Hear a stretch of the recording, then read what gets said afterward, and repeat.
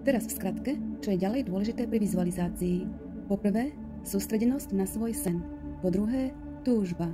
Po tretie, očakávanie. Po štvrté, viera, ver svojmu cieľu.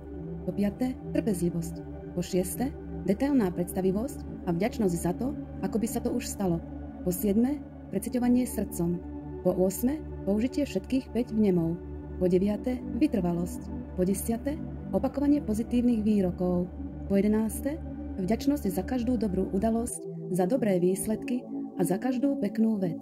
Po 12. podniknutie krokov, napríklad stanov si ciele, staraj sa viac o svoje telo, myseľ a tak ďalej. Po 13. z mysli sa snažiť vymazať negatívne myšlienky a miesto toho sa sústrediť na svoj cieľ. Po 14. mať otvorenú myseľ a prispôsobovať sa novým príležitostiam, lebo život ti môže priniesť lepšie plány a ciele.